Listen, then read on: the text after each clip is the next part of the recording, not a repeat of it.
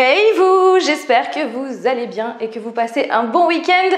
Aujourd'hui, comme promis, je vous retrouve pour vous partager ces séries que je vous conseille de voir ou de revoir pour la période d'Halloween. J'ai déjà fait donc une première édition en 2019, donc bien sûr je ne vais pas reparler de ces séries-là, mais si toutefois vous ne l'avez pas vue, eh bien la vidéo s'affiche juste là.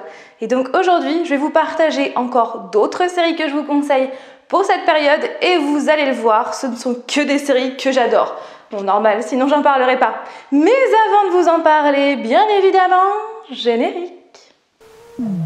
You call me a saint, but you know I'm a stranger, all willing and able to do what you want. You think I'm a thinker, but I'm just a singer, all messy and pretty, just making believe.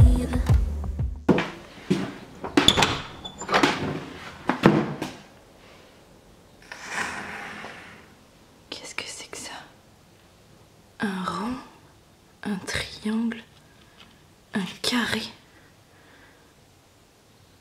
Et si je commençais cette vidéo par vous parler d'une série au succès planétaire qui est sortie sur Netflix en septembre dernier?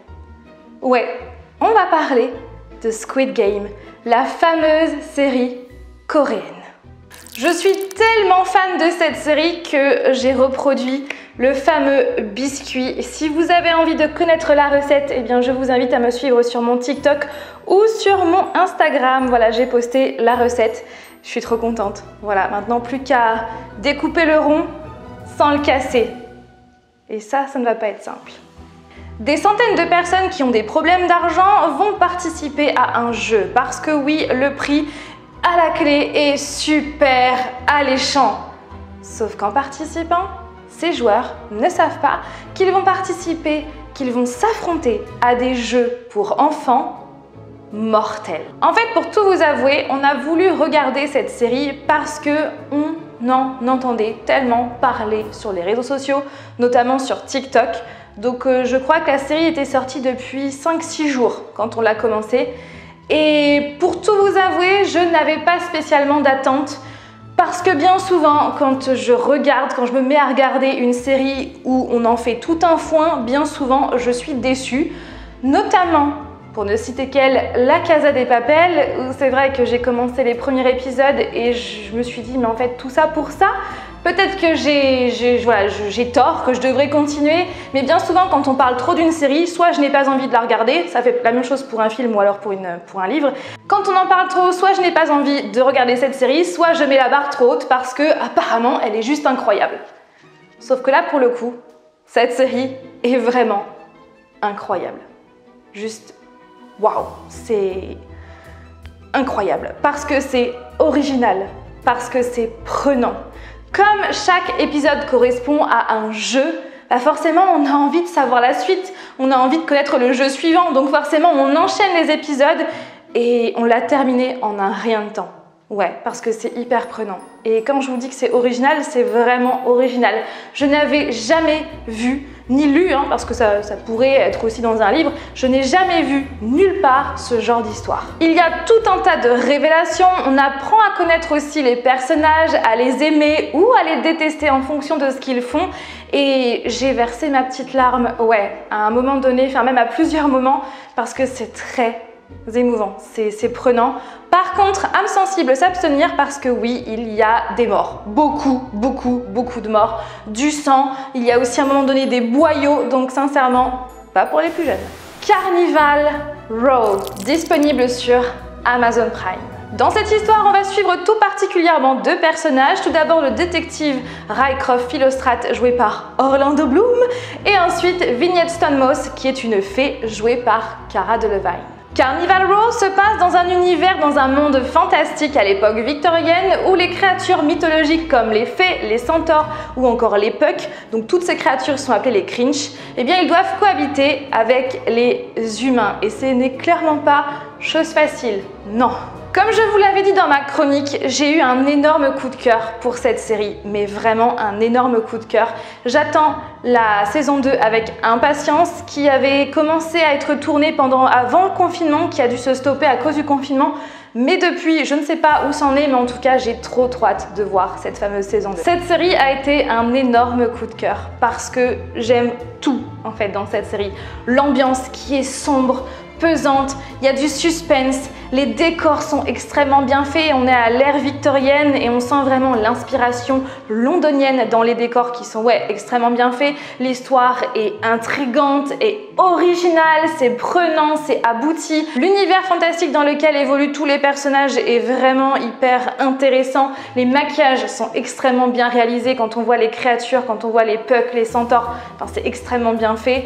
Et sachez qu'il y a du gore, il y a du gore, on voit du sang, on voit même des boyaux par moment. Donc ce n'est pas une série pour les plus jeunes, donc âme sensible, s'abstenir. Les acteurs jouent extrêmement bien, j'étais vraiment contente de retrouver enfin Orlando Bloom à la télé. Et ce que j'aime aussi dans cette série, c'est que ce n'est pas une simple romance dans un univers fantastique, non. Ça parle de tout plein de sujets qui sont très bien abordés, bien maîtrisés. Déjà, le contexte, l'histoire évolue dans un contexte socio-politique plutôt compliqué. Ça parle de racisme, parce que oui, les humains s'en prennent très fortement au cringe parce qu'ils sont différents. Ça parle aussi également des couples mixtes entre cringe et humain, ça parle du pardon, de l'amour, enfin bref, plein de sujets qui sont abordés et vraiment très bien maîtrisés. The Witcher, bien évidemment, j'ai envie de dire. Étant fan des jeux vidéo et de Henry Cavill, parce que oui, c'est l'un de mes acteurs préférés, je peux vous avouer que cette série, elle est juste incroyable. Parce qu'Henry Cavill joue extrêmement bien The Witcher, mais vraiment, ce rôle lui va comme un gant. Et c'est hallucinant parce qu'il peut tout aussi bien jouer Superman que The Witcher, qui sont clairement déjà physiquement opposés, et même au niveau de leur personnalité. Donc ouais, c'est vraiment un excellent acteur. J'ai clairement eu un énorme coup de cœur pour l'histoire, les personnages, l'ambiance, les décors, les péripéties, parce que oui, cette série est riche en péripéties. La bande son est excellente, la VF est vraiment excellente. D'ordinaire, de base, je regarde toujours mes séries télé en version originale parce qu'à chaque fois, je trouve que c'est beaucoup plus, comment dire, spontané. On voit vraiment le jeu des acteurs. Je trouve que voilà, je préfère. Mais là, pour le coup, on avait essayé, on a regardé cette série en VF et cette VF, elle est incroyable. Elle est riche, en fait, je trouve. Et cette musique, Jette un sou au sorceleur, est juste incroyable. Je me souviens qu'après avoir vu cette série, je l'ai chantée pendant je ne sais combien de semaines, tellement j'ai adoré. Et franchement, si vous n'avez toujours pas vu The Witcher, foncez. La saison 1 est disponible sur Netflix et la saison 2 au mois de décembre. Ouais, enfin. Alors, comment chasser un vampire? Ah, vous êtes toujours là? Oui, bien évidemment, Buffy contre les vampires. J'ai envie de dire que si vous ne l'avez pas vue, commencez-la maintenant parce qu'elle est vraiment parfaite pour la période d'Halloween. Je vous en parle assez régulièrement sur la chaîne, mais j'avais oublié de vous en parler dans la première édition de ces séries que je vous conseille de voir ou de revoir. Donc voilà, maintenant je vous en parle, mais vous connaissez mon avis, je n'arrête pas de vous en parler. J'adore cette série où on suit Buffy qui va venir habiter avec sa maman à Sunnydale. Et donc Buffy est une chasseuse de vampires et quand elle va arriver dans cette nouvelle ville, elle va faire la connaissance de nouveaux amis et surtout elle va apprendre que à Sunnydale, il y a un petit peu les portes de l'enfer. C'est un petit peu le QG de tous les vampires et c'est une série que j'aime trop. Voilà pour le petit speech assez rapide, mais ouais, j'aime trop. Autre série dont je vous parle assez régulièrement et qui, elle, fait partie de mes séries préférées de tous les temps et qui clairement est parfaite pour la période d'Halloween. Il s'agit de Charmed, bien évidemment, puisqu'on va suivre l'histoire des trois sœurs Halliwell, Prue, Piper et Phoebe. Un jour, Phoebe va ouvrir le livre des ombres où elle va lire une incantation et c'est là que leurs pouvoirs vont s'activer puisqu'elles vont apprendre qu'elles font partie d'une lignée de sorcières. Donc elles vont devenir sorcières et elles ne vont pas avoir d'autre choix que de sauver les innocents, de tuer les démons qui appartiennent à la source, etc. etc. Et c'est une série j'aime trop, c'est bon, vous avez compris. Les Irréguliers de Baker Street. L'histoire se passe à Londres au 19e siècle où on va suivre les Irréguliers, un gang de jeunes marginaux qui élucident des crimes surnaturels pour le compte du docteur Watson et de son mystérieux associé Sherlock Holmes. Bien évidemment, vous l'avez deviné, cette série est inspirée des récits de Arthur Conan Doyle, le papa de Sherlock Holmes. Et mauvaise nouvelle, au départ il devait y avoir une deuxième saison, sauf que elle a été annulée. Génial, hein? Je suis trop déçue parce que j'ai eu un énorme coup de cœur, encore une fois, pour cette série, pour l'époque, pour le lieu qui se passe à Londres au 19e siècle, pour les décors qui sont extrêmement bien réalisés, pour les intrigues qui sont différentes à chaque épisode, puisqu'à chaque épisode, ce groupe de jeunes, donc les irréguliers, élucident un crime, donc un nouveau crime à chaque épisode, et il y a un fil conducteur, un fil rouge qui relie chaque épisode entre eux, et c'est vraiment, ouais, une série que j'ai trop aimée. Il y a du gore aussi, donc encore une fois, âme sensible, s'abstenir. Les personnages, les adolescents sont hyper attachants, on apprend à les connaître au fil des épisodes, et voilà, si vous aimez le fantastique, la magie, l'univers de Sherlock Holmes, le Londres du 19e siècle, des décors incroyables et une bande d'ados vraiment attachante, vous allez kiffer. La série compte de mémoire 8 ou 9 épisodes, je ne sais plus, mais sachez que la saison 1 a une vraie fin en fait. Même s'il y a une ouverture sur la saison 2, sur la suite des aventures des adolescents, la saison 1 a quand même une fin. Donc voilà, tout n'est pas perdu. Mais c'est quand même dommage, vraiment très dommage parce que vu la fin, ça méritait clairement une saison 2. Mais bon, c'est comme ça.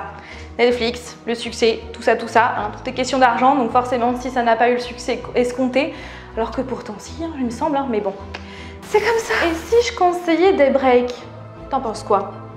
Ouais, tu t'en fous, tu parles pas. Pouf. Daybreak, série disponible sur Netflix qui, encore une fois, n'aura pas de saison 2.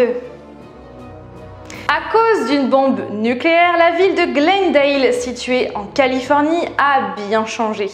Les adultes ont été sont soit morts, soit ont été transformés en ghouls, en ghoulies. Je crois que c'est ghoulies. Bref, en zombies, quoi. Et seuls survivent les enfants, les adolescents. Donc parmi eux, on va suivre Josh qui vit plutôt en solitaire, qui essaye de survivre et qui veut à tout prix retrouver sa petite amie Sam. Il veut absolument savoir où est-ce qu'elle est et puis bien sûr continuer son histoire d'amour, accessoirement. En chemin pour retrouver sa petite amie, Josh va faire la rencontre de nombreux zombies, de nombreux gangs, parce que oui, il y a des gangs d'ados. Il va aussi faire la rencontre de nouveaux partenaires. C'est une série que j'aime beaucoup parce que déjà, ça parle de zombies, de villes post-apocalyptiques, donc franchement, j'adore. Josh, il est hyper attachant. En plus de ça, il nous parle à nous spectateurs puisque oui, il brise le 4e mur et je trouve que c'est une excellente idée. Voilà, c'est la façon de Deadpool et j'adore cette idée. Je me souviens qu'on avait vu cette série durant le Halloween 2019 si je ne dis pas de bêtises et on avait clairement passé un super bon moment et c'est très prenant comme série donc franchement ouais, vous allez vite enchaîner les épisodes, ça c'est sûr. Et pour terminer, je vous conseille Ratched, aussi disponible sur Netflix. Cette histoire va nous montrer comment l'infirmière Ratched est devenue au fil des années un monstre. Et on va voir ça, meurtre après meurtre. Cette série est le préquel du film Vol au-dessus d'un nid de coucou que j'avais vu il y a très longtemps, mais rassurez-vous, si vous ne l'avez pas vu ou si vous n'avez aucun souvenir de ce film, ne vous inquiétez pas, vous allez très bien suivre la série. Cette série a été créée par le très grand Ryan Murphy qui a notamment créé American Horror Story. Je ne vous en parle pas dans cette vidéo tout simplement parce que je l'ai déjà fait dans ma vidéo, dans ma première édition de 2019, mais sachez que je vous conseille toujours cette série. C'est d'ailleurs l'une des séries préférées de ma sœur qui a vu toutes les saisons et elle adore. Moi pour ma part, je me suis arrêtée à la saison 1. De toute façon, je compte continuer la série pour cet Halloween là. C'est un drame psychologique horrifique qui fonctionne très bien, que j'ai adoré, qui est même excellent. Il y a du suspense, des personnages plutôt complexes. Sarah Paulson joue donc l'infirmière Ratched et elle joue extrêmement bien ce personnage qui est très complexe. Il y a vraiment une sorte d'aura. Ouais, cette série a une aura très particulière, un esthétisme très particulier qui fonctionne parfaitement bien. L'ambiance est pesante, on la ressent vraiment. Et concernant le gore, ouais, il y en a un petit peu. Il y a quelques scènes. Pour le moment, il n'y a que la saison 1 qui est disponible sur Netflix. Je ne sais pas s'il y a une saison 2 qui est prévue, mais si c'est le cas, je ne sais pas quand elle va sortir. Voilà pour toutes ces séries. J'espère qu'elle vous a plu. N'hésitez pas en commentaire à réagir à cette vidéo, à nous donner vos avis sur les séries que je vous ai présentées, encore une fois, sans spoiler. Et sur ce, je vous fais tout plein de bisous et je vous dis à mercredi prochain pour une nouvelle vidéo. Bye!